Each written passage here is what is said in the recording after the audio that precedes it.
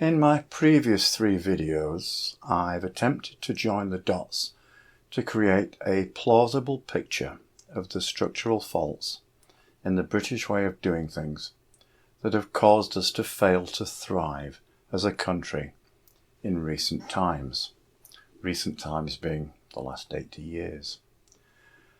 Because I think the so-called experts are too close to the problem to accurately analyse it. I've talked about our fascination with exclusive clubs and the fact that so many ambitious people have left and continue to leave the country. And I've talked about the growth in non-jobs, usually funded by the taxpayer, that have all emerged. I've highlighted the fact that we have all these non-jobs draining the life and the finances of this country. But I haven't really suggested how this happened other than to blame loss of empire. So let me take a few minutes now to map out the mechanism of the non-job, bureaucratic, shadow class culture that's killing this country. In part, I think it's because we never really had a written constitution. That absence of a rule book of do's and don'ts has been a benefit and a problem.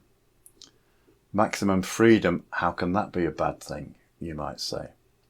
The trouble is that concept created a vacuum, which, as I've said before, nature abhors a vacuum. A society with few laws only works if 2 preconditions exist. 1. A society with a generally accepted concept of reasonableness, consideration, tolerance, and a people at ease with themselves and their surroundings. 2. A fairly low population with space to live in peace. So dealing with item 1, and human nature being what it is, such a placid society is easily spooked at even the slightest ripple in the tranquility. I remember being in Stockholm in the early 1980s on business. They'd all seen the Brixton riots in London on their TVs. And then a few naughty boys broke a few windows in downtown Stockholm, and the local media went into a frenzy. They thought they now had civil unrest and riots, and some kind of action needed to be taken. That's been Britain's problem. A country with few laws means, and has meant, there's a lot of blank paper to write on. Instead of taking the view that we can ignore a few problematic incidents and letting the issues sort themselves out, and taking solace in the fact that we are by far the most placid country on the planet, there's always some interfering busybody with an agenda who demands action. And then there's the Me Too reaction. As soon as someone sees a law to control problem X, then someone else demands a similar problem to control problem Y. They have their law, I want my law. I once commented to a young man in uniform, who thought he knew it all, that we have too many laws. He was shocked at the notion that a country could have too many laws. How could that possibly be? I was only paraphrasing Winston Churchill, who said, if you have 10,000 regulations, you destroy all respect for the law. Well, we've got a lot more than 10,000 regulations now, and we're seeing the result. A general disrespect for all these pettifogging regulations.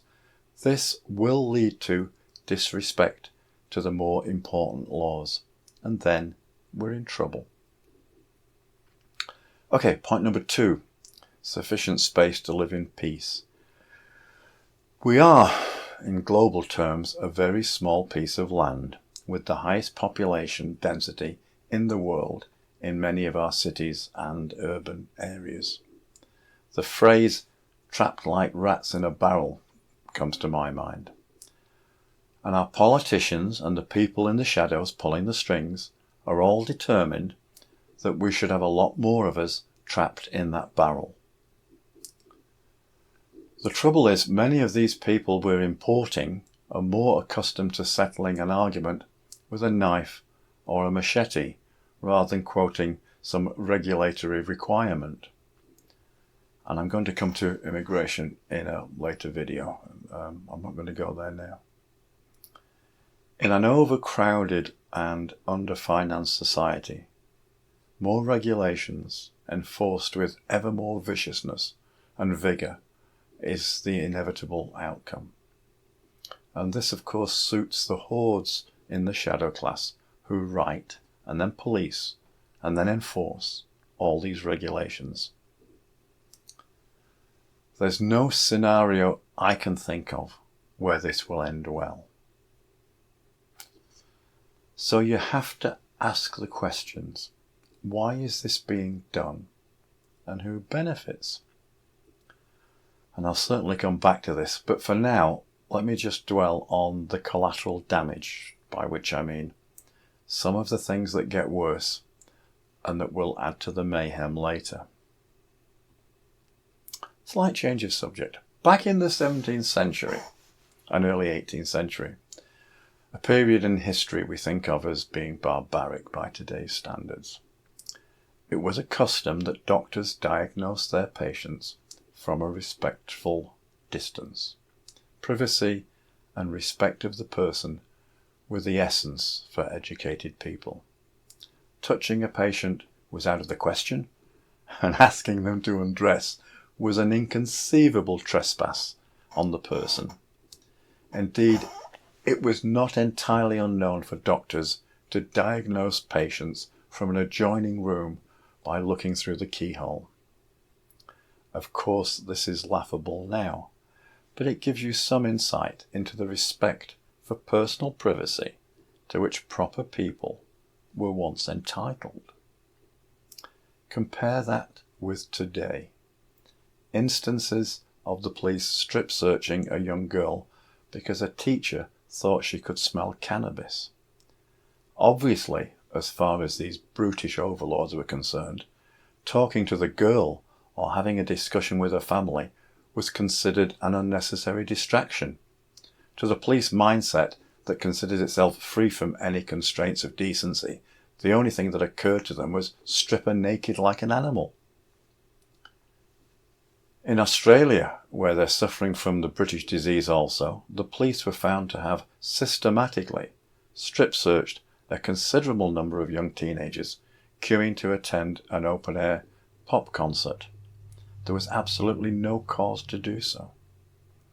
This bureaucratic class has developed an utter contempt for anyone outside their club. The police have been given the widest range of powers to be used in proportion to the scale of the crime with which they're dealing at the relevant time.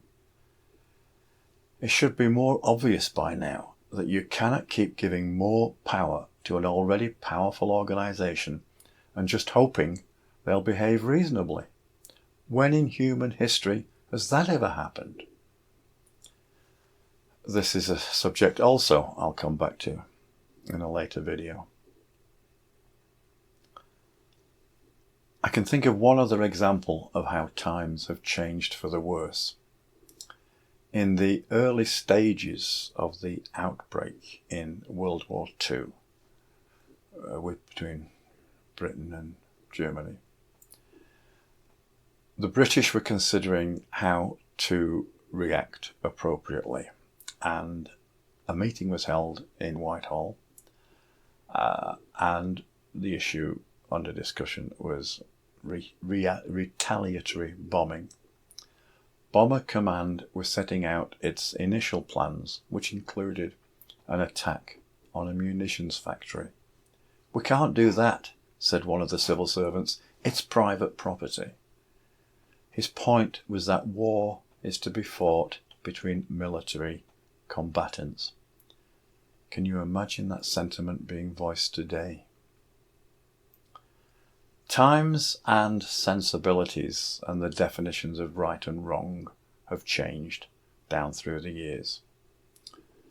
Have they really changed for the better now that we're supposedly more civilized? We consider ourselves so civilized because we have lots of laws. In truth, some of these laws are enabling certain groups of people to behave in the most outrageous and disgusting fashion. Hence the phrase dating back to Roman times, "Who will guard the guards?" There's so much that's wrong with the control structure in this country that you'd think there would be mechanisms to supervise and hold people to account, such as, regulators. Well, of course, we have regulators, ombudsmen, commissioners, all with multi-million-pound taxpayer-funded budgets, but a fat lot of use they do. And so we're back to Jack Straw's comment. The establishment is so corrupt, we do not have the mechanisms to measure it.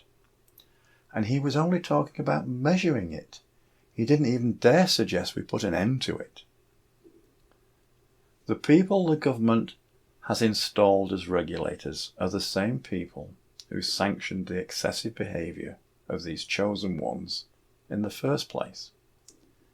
In a country that is now rotten to the core and rotten from the top down, we're all continuously looking over our shoulder in case we've accidentally committed some infringement of the latest law.